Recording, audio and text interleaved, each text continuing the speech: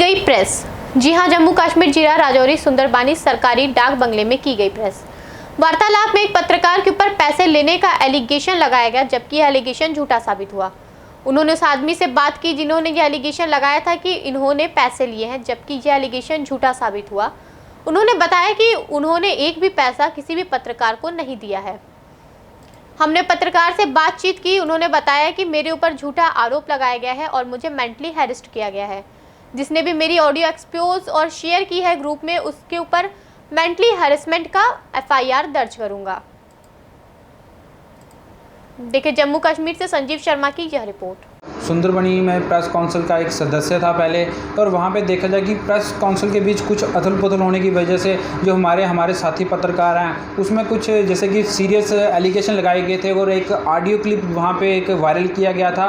उसको ट्रिम किया गया, ग्रिल किया गया, उसको ज़्यादा से ज़्यादा ग्रुप्स में शेयर किया और मेरे बारे में वहाँ पर सीरियस एलिगेशन लगाए गए। उस व्यक्ति ने जिसने किया, मेरी उससे बात हुई, उन्होंने कहना कि इस तरह का मेरी उससे बात हुई कि किसी तरह का कोई पैसा या किसी ने कुछ नहीं लिया, और हमारे साथ जितने भी मेरे पत्रकार बंधु भाई हैं वो मेरे साथ खड़े हैं। और मैं जिस तरह से कहा जाता है कि इसको प्रेस को कहा जाता है कि मीडिया को, कि ये फोर्थ पिलर ऑफ डेमोक्रेसी है, और मैं हर व्यक्ति का समर्थन करता हूं, और हर जो व्यक्ति ज़रूरतमंद है उसके लिए मैं हमेशा अपना 100% देने का योगदान करता हूँ। जिन लोगों ने आपके ऊपर ये इल्ज़ाम आयद किए हैं और आपके कहने के मुताबिक ये इल्ज़ामात झूठे और बिल्कुल फॉल्स हैं, अब उन लोगों के खिलाफ आगे आपके मुस्तकबिल में क्या इक़दाम रहेंगे? जैसे मेरे जो जितने भी पत्रकार बंधु जो मेरे साथ आज खड़े हैं, जैसे आप सब देख रहे हैं कि जितने भी उन्होंने सबका एक ही निर्णय है कि जैसे वो उचित समय पे जो उनका निर्णय होगा मैं उसका समर्थन करूंगा।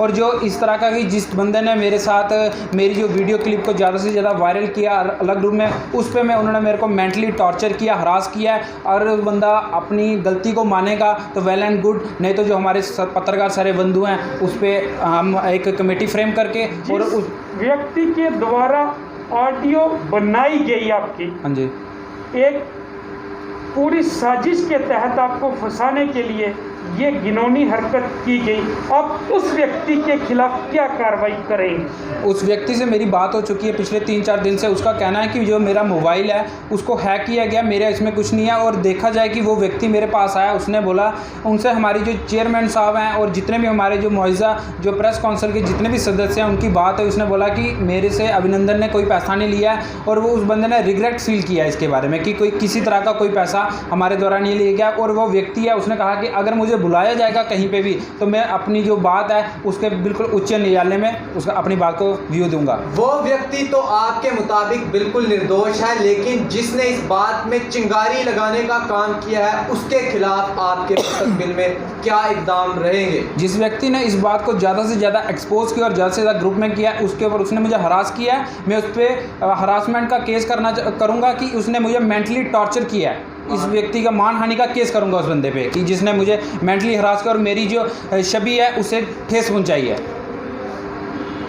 अभी आप प्रेस काउंसिल सुंदरबनी के वरिष्ठ पत्रकारों से क्या मांग करना चाहेंगे? मैंने सब अपने जितने भी जो मेरे सीनियर जर्नलिस्ट हैं, जूनियर जर्नलिस्ट हैं, मैंने सबसे बात की है कि उनका सबका एक ही व्यू है कि हम एक कमेटी फ्रेम करेंगे, जल्द से जल्द उस कमेटी पे जो न्यायालय उच्च न्यायालय अपना पॉइंट ऑफ व्यू रखेगी उसका हम समर्थन करेंगे। अगर उसमें दोषी मैं करार दिया जाता हूँ तो मैं जो उच्च न्यायालय का डिसीजन होगा उसका मैं समर्थन करता हूँ। ठीक है।